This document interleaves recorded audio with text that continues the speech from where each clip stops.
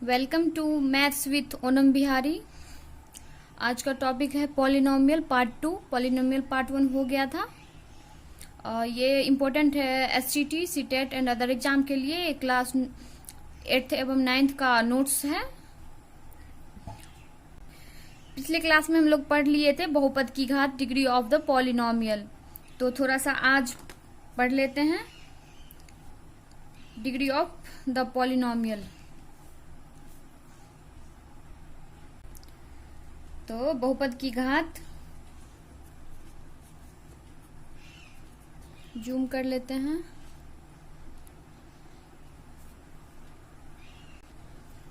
बहुपद की घात इंग्लिश में कहते हैं degree of polynomial, degree of the polynomial.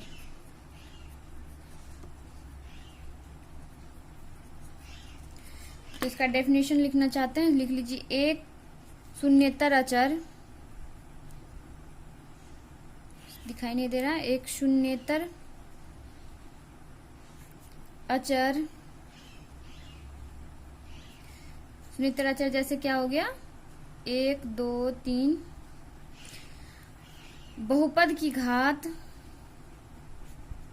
बहुपद की घात शून्य होती है।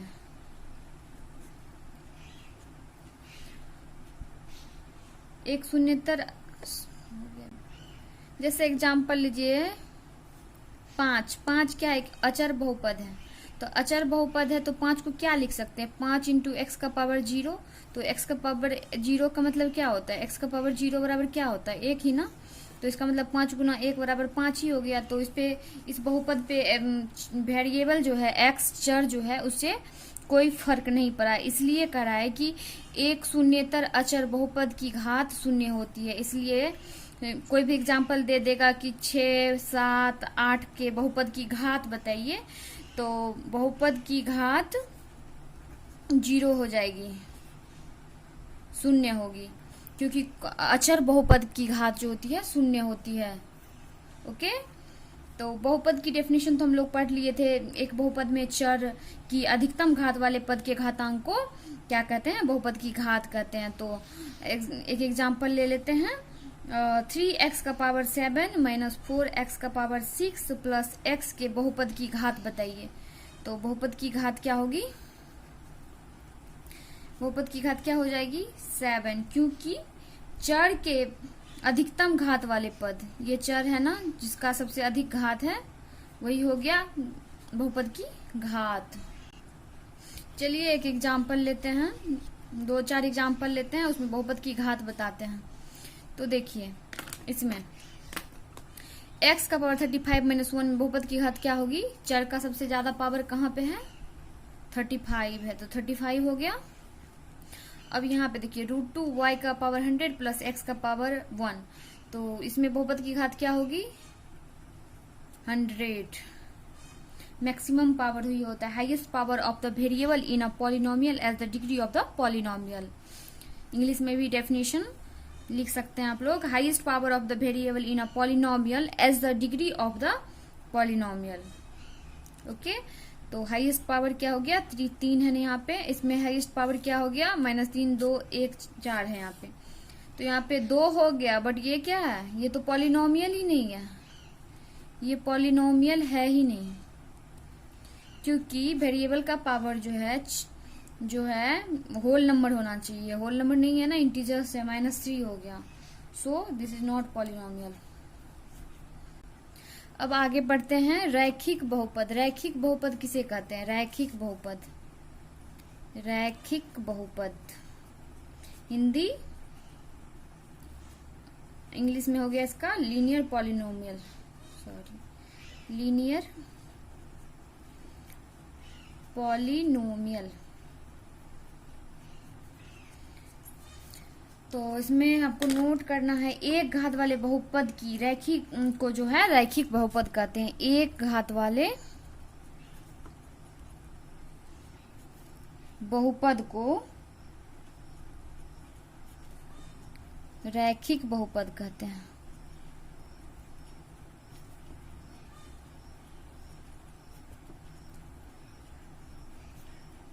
एक घात वाले बहुपद को क्या कहते हैं? रैखिक बहुपद कहते हैं। ओके। अब रैखिक बहुपद में एक चीज और इम्पोर्टेंट है, एक रैखिक बहुपद में अधिक से अधिक कितने पद हो सकते हैं? तो इसमें अधिक से अधिक एक रैखिक बहुपद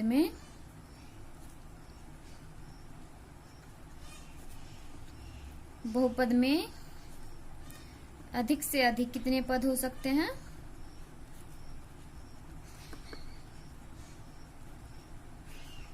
2 पद हो सकते हैं।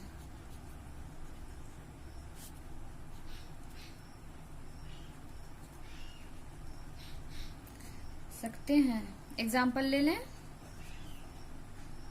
देखिए px बराबर 4x प्लस 5। इसमें क्या है? इसका घात भी 1 है, घात 1 है, और पद भी कितना है? 2 पद है। हो गया रैखिक बहुपद। दूसरा एग्जाम्पल ले ले। दूसरा एग्जाम्पल लेते हैं, जैसे आर टी प्लस √2। ठीक है। इसमें देखिए इसका पावर क्या है? 1 है, एक घात है, एक घात वाले बहुपद को रैखिक बहुपद कहते हैं। और दूसरा पद कितना है? पहला पद और दूसरा पद, ये 2 पद हो गया, इसलिए ये रैखिक बहुपद है। नोट कर लीजिए। एक इम्पोर्टेंट पॉइंट है, कोई भी रैखिक बहुपद जो होता है, रैखिक बहुपद ax प्लस b के रूप में होगा।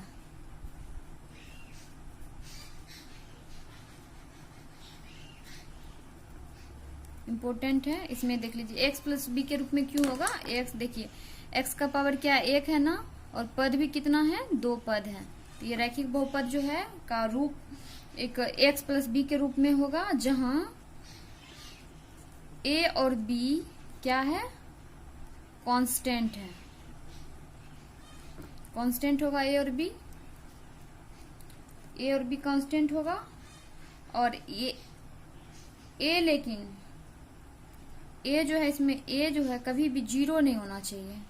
आप लोग जानते हैं ना, a कभी 0 नहीं होना चाहिए। इसलिए नहीं होना चाहिए कि मान लीजिए 0 इंटू एक्स प्लस बी होगा, तो यहाँ पे तो अचर का पद कुछ होगा भी नहीं, तो फिर पॉलिनोमियल नहीं होगा ना, वेरिएबल पॉलिनोमियल नहीं होगा, फिर कांस्टेंट पॉलिनोमियल हो जाएगा। तो फिर एक्स का कोई भी मान रखने पे पॉलिनोमियल का मान चेंज नहीं होगा, तो ये पॉलिनोमियल नहीं होगा, कांस्टेंट पॉलिनोमियल हो जाएगा। इसीलिए a बराबर 0 कभी भी नहीं होना चाहिए, और रैखिक बहुपद में ये रैखिक बहुपद जो होता है ax प्लस b के रूप में होना चाहिए। ठीक है। इसमें घात की एक पावर 1 होगा और पद की संख्या 2। अब देखिए क्या पढ़ेंगे, रैखिक बहुपद पढ़ लिए, अब पढ़ेंगे द्विघात बहुपद। द्विघात बहुपद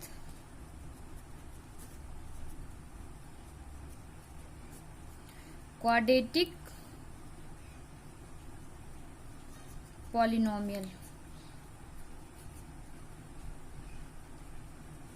इसका डेफिनेशन लिख लीजिए। घात 2 वाले बहुपद को क्या कहेंगे? द्विघात बहुपद। द्विघात बहुपद कहते हैं। इंग्लिश में लिखना चाहते हैं तो इंग्लिश में भी लिख सकते हैं। और polynomial of degree 2 is called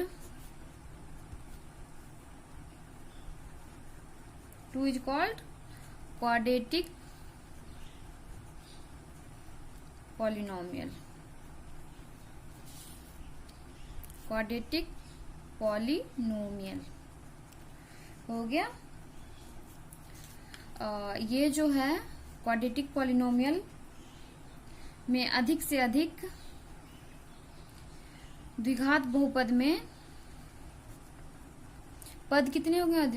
अधिक से अधिक में अधिक से अधिक कितने पद होंगे? बताइए आप लोग, कितने पद होंगे? 3 पद होंगे। 3 पद, 3 पद होंगे। ठीक है, इसको लिख सकते हैं किसके रूप में? ए एक्स स्क्वायर, दिख नहीं रहा, A X square plus B X plus C, ये हो गया इसका रूप।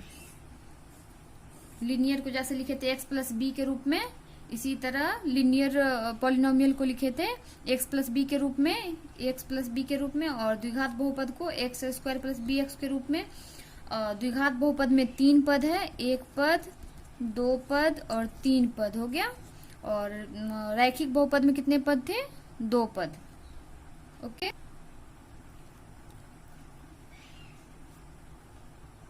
तीसरा क्या है? पहला हो गया रैखिक बहुपद, दूसरा द्विघात बहुपद और तीसरा त्रिघात बहुपद, क्यूबिक पॉलिनोमियल। पढ़ते हैं, त्रिघात बहुपद, क्यूबिक पॉलिनोमियल।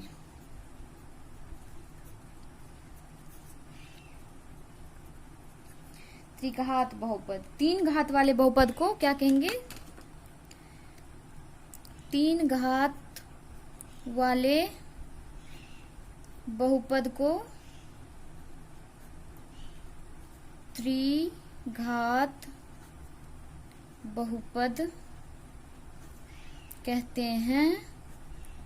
इसमें अधिक से अधिक कितना पद होना चाहिए?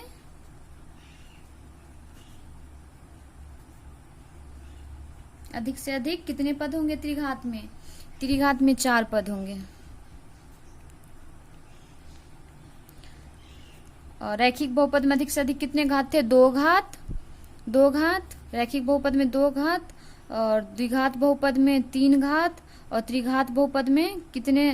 3 घात नहीं, पद। रैखिक बहुपद में 2 पद, त्रिघात बहुपद में 3 पद, और ओ माय गॉड, रैखिक बहुपद में 2 पद, त्रिघात बहुपद में द्विघात बहुपद में 3 पद, त्रिघात बहुपद में 4 पद होगा। ठीक है, तो इसको लिख सकते हैं किसके रूप में? त्रिघात बहुपद को ए एक्स का power Q plus B X square plus C X plus D. हाँ, तो हो गया 4 पद इसमें, 1 2 3 4 पद हो गए, 4 पद, 4 पद हो गए। और बहुपद में घात की घात हो गया कितना? 3 घात। 3 घात वाले बहुपद को त्रिघात कहते हैं, 3 घात वाले। इसमें भी ऐसे होगा, ए बी सी डी सारे कांस्टेंट तो है, बट ए बराबर कभी भी 0 नहीं होना चाहिए, कभी भी। जैसे रैखिक बहुपद में, द्विघात बहुपद में, त्रिघात बहुपद में, किसी भी बहुपद में ए जो है कोफिशिएंट 0 नहीं होना चाहिए। यहाँ पे कंक्लूजन निकलता है, कंक्लूजन। देखिए रैखिक बहुपद में क्या था? कितने पद थे? पद की संख्या 2। और क्या था रैखिक बहुपद के बाद? द्विघात बहुपद। द्विघात पद की संख्या 3, और त्रिघात में पद की संख्या 4। ओके, अगले नेक्स्ट डे पढ़ेंगे घात n वाला बहुपद और शून्य बहुपद। आगे क्वेश्चन भी देखेंगे।